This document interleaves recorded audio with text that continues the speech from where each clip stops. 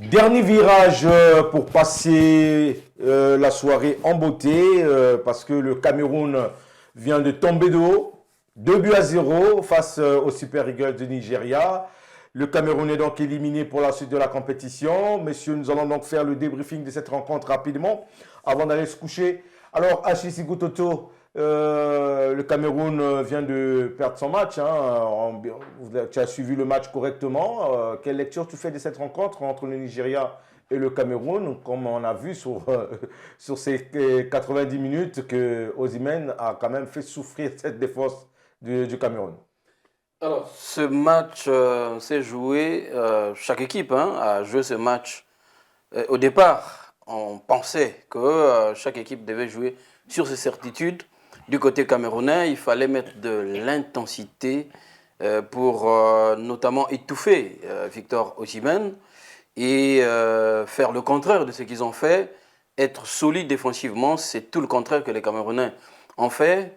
A contrario de cette équipe des Super Eagles, dont Osimhen a été, à mon sens, le joueur qui a finalement fait ce que la défense camerounaise devait faire autour de lui.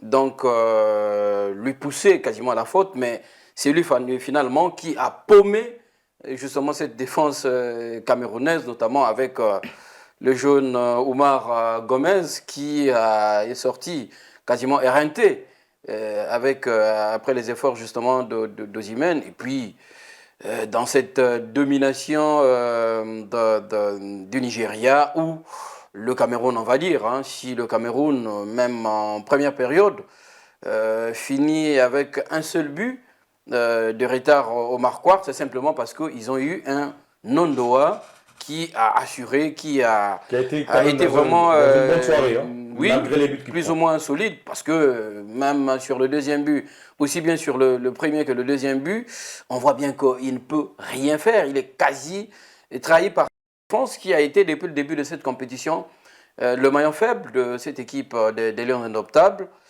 C'est regrettable qu'un grand comme le Cameroun s'arrête en si bon chemin, mais on s'y attendait. Oui. Avant, lorsqu'on a fait le plateau d'avant ce match, on disait que ce soir, il y a forcément un grand qui devait tomber.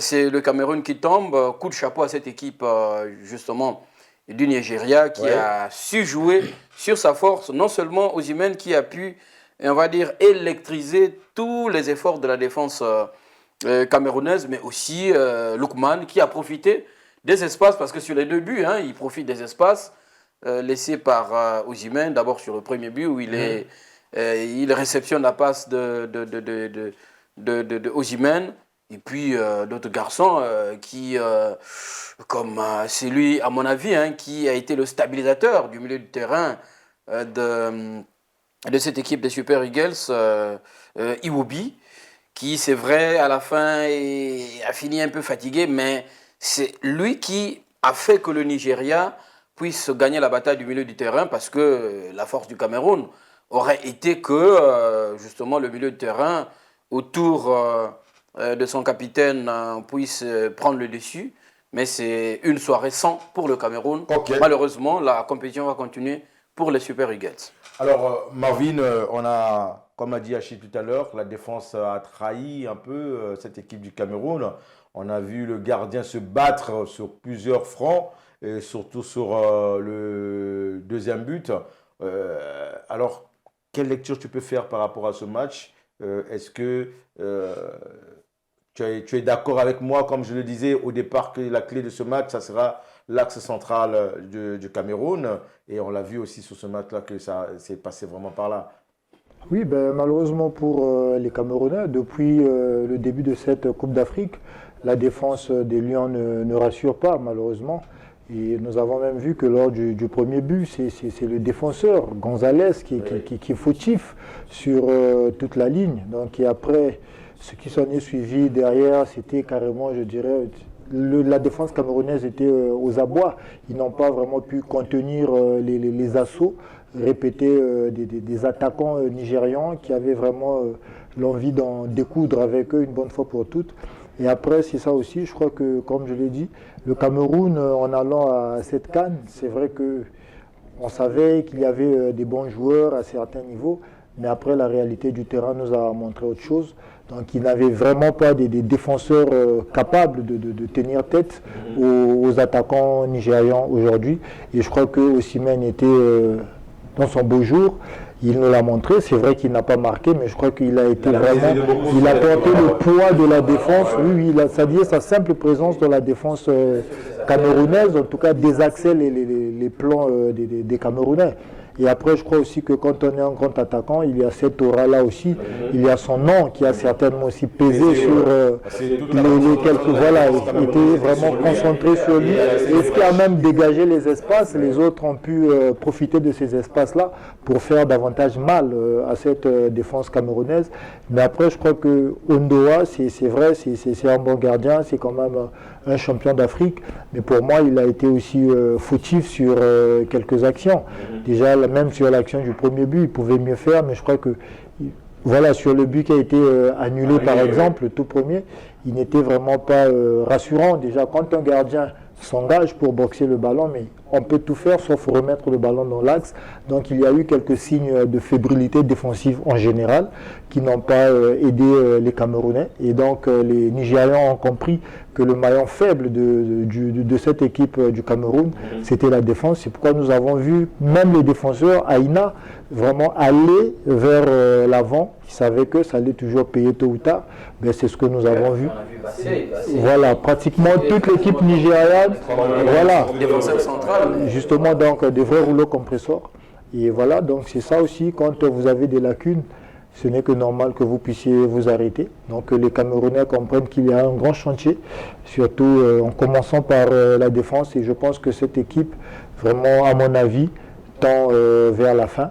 Et donc il est temps aussi de déjà penser à la relève pour nous montrer une équipe vraiment équilibrée à tous les compartiments, afin que le Cameroun brille davantage comme ils ont toujours su le faire. Alors, Yannick, vous avez suivi aussi le match avec nous. Il y a un grand nom de l'Afrique centrale qui va faire ses valises. Il va rentrer du côté du Cameroun. Peut-être pas venir sauver le fleuve avec nous, mais quand même.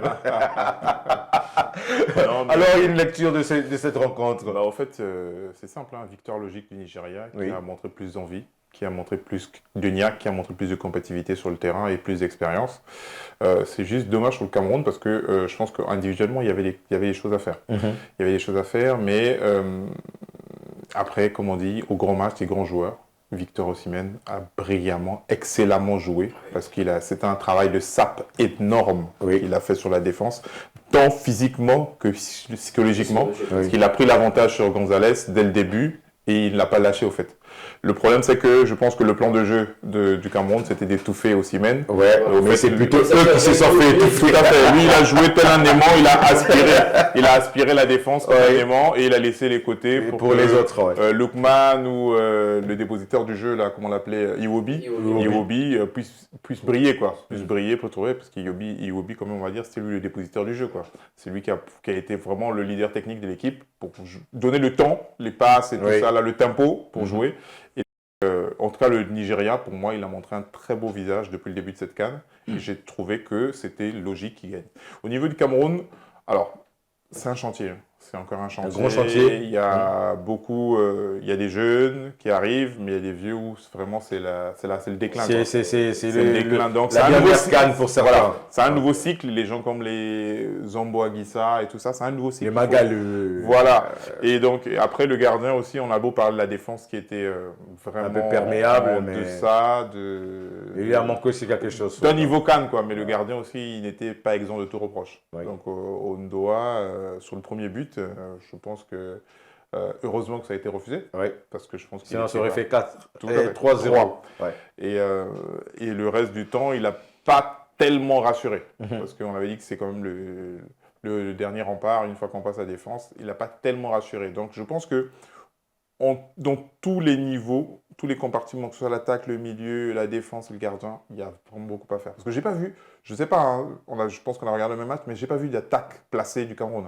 J'ai pas vu d'attaque placée. J'ai pas eu de frappe cadrée, j'en ai pas vu. D'ailleurs, il n'y en a pas eu du match. Non, au fait, le Cameroun est sorti, mais par la très petite porte, c'est même pas la petite porte, par la très petite porte. Et ça m'a fait peur, quoi. Parce que je me dis, comme c'est une grande nation de football, il y a un certain niveau d'exigence à avoir. Et là, vraiment, ils nous ont donné une pâle copie du Cameroun. Et donc, j'espère que à l'avenir, des décisions vont être prises pour pouvoir permettre de pouvoir remettre à flot l'équipe et pouvoir rentrer aussi des jeunes, quoi. Et pour terminer, je dirais que le Nigeria, pour moi, c'était le match référence ce soir. C'était vraiment le match référence. Ils ont montré. Vous pensez que la compétition du Nigeria commence maintenant? Je pense que elle a montré là toutes les qualités nécessaires pour nous dire que comme c'était un match à élimination directe, c'est une nouvelle compétition. Ils nous ont montré réellement que c'était le vrai visage du Nigeria. Et Osimhen a joué, comme je dis, excellemment. On va dire, peu importe, hein, le but, souvent on réduit l'attaquant. On réduit l'attaquant qui fait la passe aussi sur le début. Il marque tranquillement. Tranquillement. Mais voilà, on réduit trop l'attaquant à marquer des buts. Mais lui, là, il a pesé de tout son poids sur la défense. Et c'est lui qui a fait la passe. Tellement il voulait se décharger, on va dire, de toute cette pression qui était. Mais on connaît certains joueurs à sa place, ils auraient frappé. Égoïste, mais lui, il a montré un niveau. Oui, Marvin.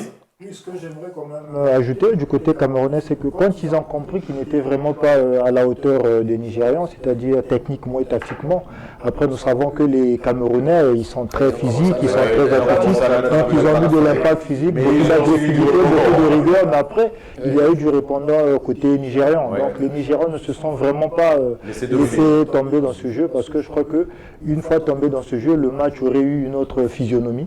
Donc je pense que les Nigérians ont géré ce match avec beaucoup d'intelligence sur plusieurs aspects.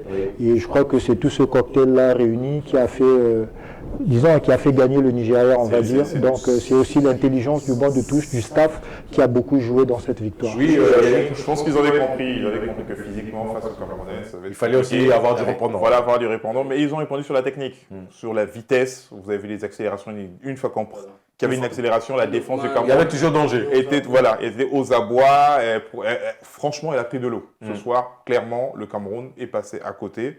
Il faut vraiment qu'il sorte pour aller se reconstruire. Il faut qu'il se reconstruire. Parce que lorsqu'on voit même la profondeur du banc de touche, les changements de sang, aucun n'a apporté quelque chose de... Lorsque les joueurs qui le changent, sauf le revenant qui revient de blessure, qui ne pouvait quasiment rien faire parce que les carottes étaient cuites.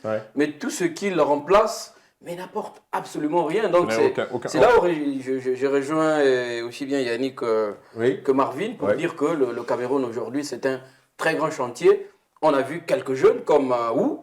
Je pense que les garçons comme Wu. Bon, ils ont encore de l'avenir. Il n'est pas aussi âgé que cela. Voilà. Je pense que c'est 1 ou 2 ans. De ceux-là qu'on va essayer de bâtir la future équipe du Cameroun. Et puis le Cameroun doit se rechercher. Le Cameroun a toujours eu cette référence d'être rigueuse en défense avec des grands défenseurs. Et surtout des grands gardiens aussi. Surtout, très grands gardiens et un attaquant de classe mondiale. Ce qu'ils n'ont pas actuellement.